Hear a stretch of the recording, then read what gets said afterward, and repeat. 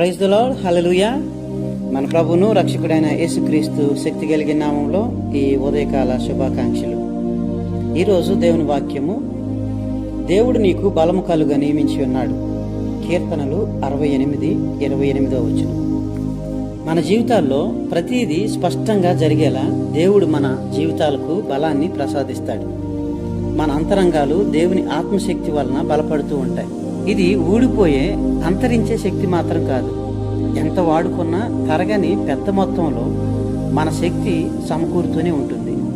నీవు జీవించే దినాలు, వయసు ఎలా వృద్ధి చెందుతుందో నీ బలము కూడా అలాగే అభివృద్ధి చెందుతూ ఉంటుంది.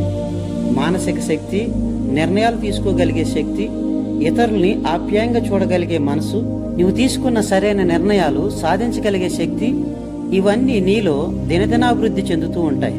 ఈ జీవన ప్రయాణంలో సాగిపోవడానికి దేవుడే నీకు శక్తినిస్తాడు. నీ బ్రతుకు బాట చవిసారం లేనిదైనప్పటికీ ముందుకు అడిగివేసే శక్తినిచ్చేది దేవుడే.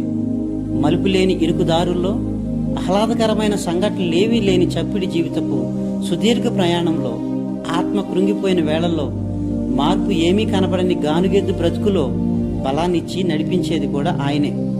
కష్టాల కొండల్ని భయం లేకుండా ఎక్కిపోయే శక్తి నీకు దేవుడే దయచేస్తాడు. చిన్నపిల్లవానికి జబ్బు చేస్తే తల్లికి వైద్యం తెలియక నిస్సహాయంగా నిలబడిపోవాల్సిన స్థితి ఎంత దయనీయంగా ఉంటుంది. ఆమెకు అది అగ్ని పరీక్షే కదా. అయితే మనం ఏం చేయకోకుండా కూర్చొని ఎదురు చూడడానికి ఆ సమయంలో ఎంతో శక్తి అవసరం. సమయంలో నిబ్బరంగా ధైర్యంగా ఉండడానికి మనకు ఎంతో బలము అవసరమై ఉన్నది. అది దేవునిలో మాత్రమే మనకు దొరుకుతుంది. కాబట్టి దేవుని మీద ఆధారపడి మనం ముందుకు వెళ్తే ధైర్యంగా, నిబ్బరంగా ముందుకు సాగిపోగలుగుతాం. ఎందుకంటే దేవుని యొక్క వాక్యం ద్వారా మనం చూస్తున్నాం, దేవుడు నీకు బలము కలుగు నియమించి ఉన్నాడు. దేవుడు మనందరికీ ఆ బలాన్ని దయచేస్తాడు. కాబట్టి ఆయన మీద మనం విశ్వాసంతో ముందుకు సాగితే దేవుడు తన శక్తితో మనం నింపుతాడు. అట్టి కృప దేవుడు మనందరికీ దయచేయను గాక. ఆమేన్. దయచేసి మనందరం కళ్ళు మూసుకుందాం. ప్రార్థన.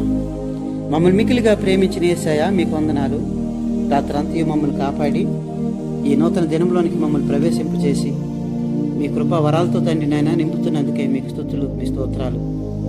ఈరోజు విన్న వాక్యాన్ని బట్టి అయ్యా, మీరు మమ్మల్ని అందరినీ మీ బలంతో, శక్తితో నింపుతున్నారు, నియమిస్తున్నారని మేము వింటున్నాం తండ్రి నాయన. మీ మీద ఆధారపడి మీతో ప్రభ సహవాసం చేసి మీ బాటలో, మీ మార్గంలో పయనించే వారంగా మేము ఉండడానికి మీరే మాకు కృప చూపించండి.